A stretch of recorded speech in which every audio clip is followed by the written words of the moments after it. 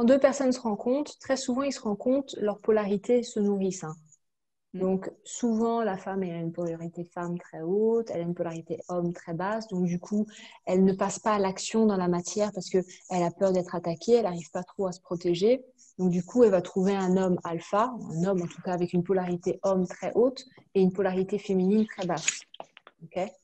Donc, à ce moment-là, les deux se mettent ensemble. S'ils sont équilibrés et s'ils arrivent à s'influencer, alors ils vont permettre de rééquilibrer. L'entité du couple va être rééquilibrée avec ces polarités-là.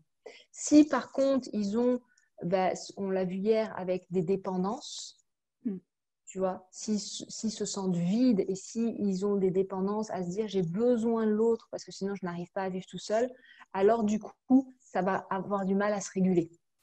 On va être dans un couple où en fait le capital bonheur, on va pas le nourrir, mais on va le prendre. Chacun va le manger jusqu'à ce qu'il n'y ait plus rien. Tous les livres que je lis tous les livres profonds, parce qu'il y a beaucoup de livres sur le couple, mais il y a très peu de livres avec vraiment des spécialistes qui ont passé leur vie à analyser ça. Et toutes ces personnes-là, ils disent le couple, c'est comme une entreprise et il y a un capital. Donc, soit on est dans le don, les deux sont dans le don et prennent soin de l'autre et s'influencent et sont vraiment là l'un pour l'autre. Donc, du coup, l'entreprise, elle fructifie, le capital, il se fructifie. Dans ce cas-là, c'est génial. Soit les deux sont en manque, en insécurité, en manque dans la peur. Donc, du coup, ils mangent le peu de capital qu'il y a et au bout d'un moment, en fait, c'est aride. Donc, comme c'est aride, chacun se regarde assoiffé en se disant mais pourquoi tu me donnes pas ce que je veux? Bien évidemment, c'est jamais tout rose parce que il y a des fois où ça vient toucher des blessures, ça vient toucher des plaies, donc c'est jamais tout rose.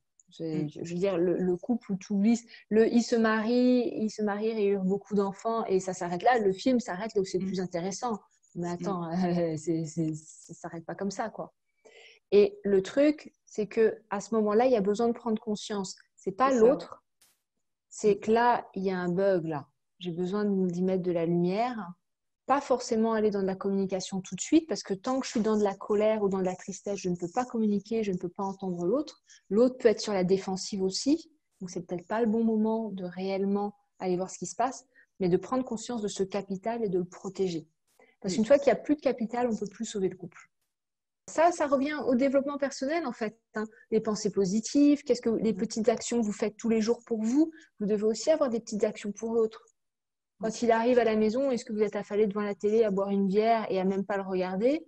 Ou est-ce que quand il arrive à la maison, vous lui sautez au cou en lui disant « je suis heureuse de te voir ». C'est deux comportements totalement différents qui, l'un, on enlève du capital, l'autre, on met dans le capital. J'ai eu une cliente cette semaine, lundi, qui me disait, en fin d'accompagnement privé, et elle me disait « oui, mon compagnon ne fait pas de développement personnel et ça me gêne ». Je lui dis « ouais, c'est quoi le problème par rapport à ça ?» Elle me dit, ouais, ça me gêne, j'aimerais bien qu'il fasse du développement avec moi, machin, etc., etc. Je dis, ok, qu'est-ce qui te plaît chez lui? Qu'est-ce qui t'a plu chez lui quand tu l'as rencontré? Tu vois? C'est ça. Qu'est-ce qui fait que tu as été attiré par cette personne-là? Et je vais juste vous raconter personnellement quelque chose. Moi, quand j'ai commencé le développement personnel, j'étais pas avec quelqu'un qui était dans le développement personnel. Mais j'étais avec quelqu'un de très structuré dans sa tête, très carré, très en avance, un investisseur, un entrepreneur et tout ça. Et puis quand je me suis séparée en me disant, il fait pas part, parce que j'étais complètement perchée à un moment, j'étais complètement perchée.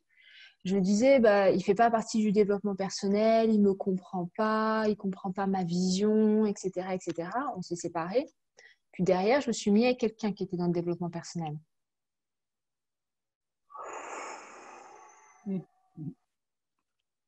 Un puits sans fond, hein, un manque affectif énorme. Ensuite, j'ai eu une deuxième personne, pareil, qui lui était un petit peu plus âgé que moi et qui, lui, avait fait du développement personnel depuis bien plus longtemps que moi, qui était installé en tant que thérapeute, tout ça. Je me suis dit, super, il a fait son travail, ça va être génial. Un courant d'air.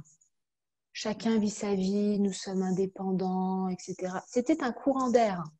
Je ne suis pas en train de dire que c'est bien ou que c'est pas bien, mais je suis en train de dire, n'idéalisez pas la personne qui fait du développement personnel. Parce que souvent, en plus de ça, souvent, les personnes qui font du développement personnel, elles y vont parce qu'elles sont bourrées de névroses. Donc, tant qu'elles n'ont pas fait leur travail, c'est bien de dire je fais du développement personnel, mais tant qu'elles n'ont pas fait leur travail, ne les idéalisez pas. Elles ont aussi leurs défauts. Donc, rappelez-vous toujours, qu'est-ce qui vous a plu chez l'autre? Qu'est-ce qui fait que vous avez été attiré chez l'autre? Qu'est-ce qui fait qu'il a été attiré vers vous aussi? Et continuez à nourrir ça, c'est important.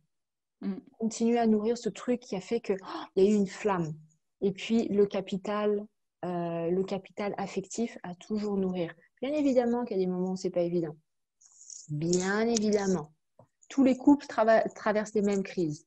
Maintenant, il y a des couples qui sont assez matures pour mettre leur ego de côté et continuer ensemble. Et très souvent, ils ont des visions communes, ils ont des envies communes. Parce que le fait d'avoir une vision commune, en fait, ce qui se passe dans le moment présent, c'est pas si important que ça. C'est ça aussi, hein, le fait d'avoir une vision commune. Au final, ce qui se passe là dans le moment, c'est pas si important que ça. Et les autres, bah, en fait, ils ne font que répéter. Ils se séparent pour rencontrer quelqu'un d'autre avec qui ils vont rejouer encore et encore. Sauf s'ils y mettent de la conscience. Dans ce cas-là, ils peuvent éventuellement changer un peu de partenaire. Mais très souvent, ils rejouent en boucle la même chose.